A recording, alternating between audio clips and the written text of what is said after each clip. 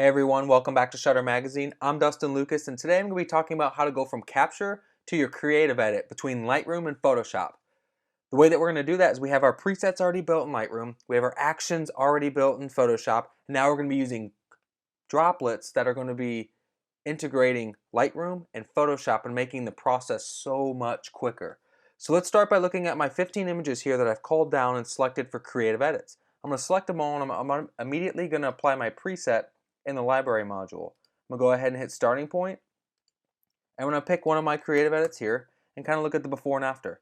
As you can see, I've already brightened up the image. I brought a little dynamic range out, kind of fixed the exposure with just my preset. Now this is a starting point preset. It's nothing crazy, but it gets the recipe going for the rest of the images.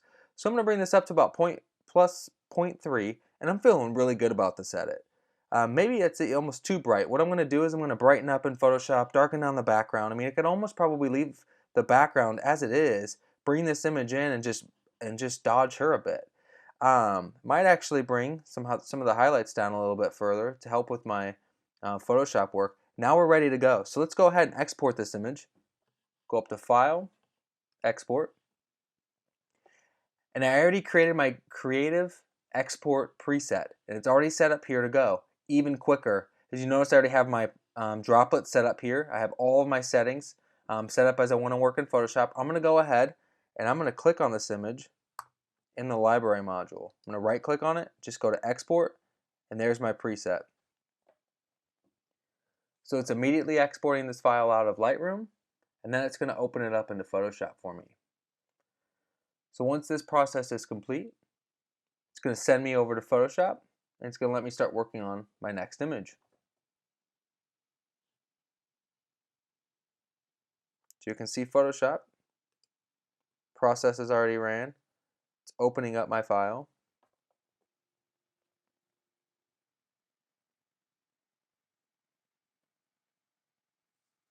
And as you can see, even on a MacBook Pro, the newest ones, the processing takes a little bit. I'm working with full resolution RAW files. These are Canon 5D Mark IV files here, and it looks like it opened it up and then quit. So what we're going to do is just go back, open up our file again.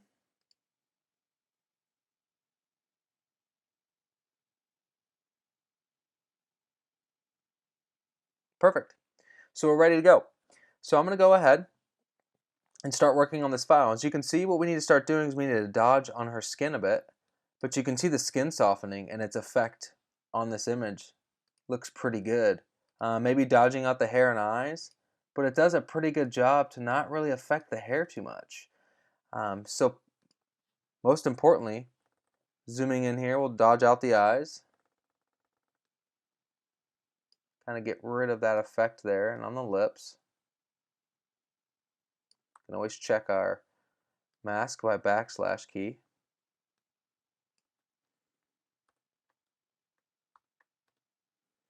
And now we're ready to do a little bit of dodging on the face.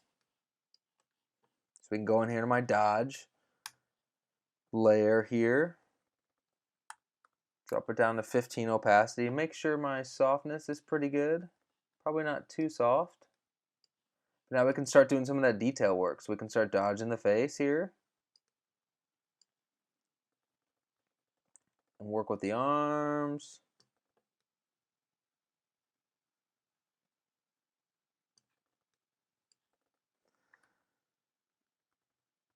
Kind of zoom out here, we'll figure out where we need to do our burn down. We have some highlight recovery, works really well with some of these whites in the image, kind of help with the distractions. I like to use a highlight recovery as well as some burning.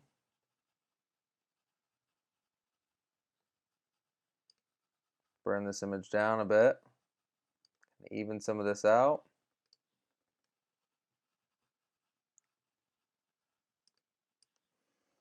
Make sure we didn't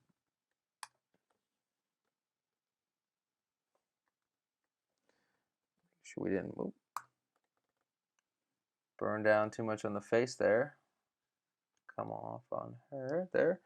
So we're ready to start doing our creative actions. Now I have a few of my favorites put into a folder here. I can do some of my some of my layers that use Nik software and some warming, some toning, and some things, and I'm already able to create some of my do my creative editing on the simplest of actions and just letting that process run. And once that layer is done, I can mess with the opacity, pull it back, mask out some of it on her, um, and just tinkering around with some of these actions. And so bringing this action all the way to the top, I can really start working with it on an opacity layer. Now, there are some things in this action that I want to kind of lower, and there's some parts of this that I can start to mask off of her, especially on the skin, on the face, kind of work with some of my curves layers here where I can come off on some of that contrast. I have my high pass, which is really gonna, you have to be careful with that for what it's doing with the skin softening. So I kind of always come in and make sure my high pass is, it's sharpening but not creating any more flaws with the image and things like that. I have my blue cast on there, which I'm okay with. You know, it needs some,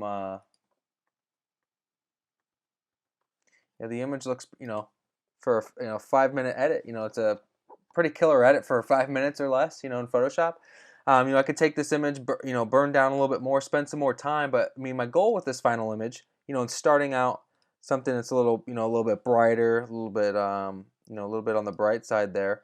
Kind of starting out with this image here. I mean, my end goal is, um, kind of running into something along the line of this. So I have some texture, I have some, uh, you know, some more creative actions involved in this edit. And so the way that I'm getting there and the way that I'm able to do it in such quick time, it's actions, it's, much faster processing with the, layer masks and brush work. Of course, a tablet's it's gonna help out quite a bit. Working as little as possible in Lightroom, just doing your starting point presets, very minimal editing to bring it into Photoshop to do my final edit. Pretty straightforward with everything. I have my end sharpening that I'm applying to my image at the very end, and so that's it. That's all I have for you guys on this editing. Definitely reach out with any questions. Let me know if you have any different workflows or anything that you're trying out that you're interested in, but definitely take some time for the preparation in Photoshop, preparation in Lightroom to really save yourself time, because if you're looking at 15, 20, 100 edits and you want to process them, make sure, first of all, you have a fast enough computer. But if you're spending more than 5 minutes in that image, I mean, you're just wasting time. And time is money, and you want to make sure that you're, getting the most out of your creative editing. And of course, you're able to do that with the amount of time you have. So tune in next month. We'll have another article on some more efficiency and things like that, guys. Thanks.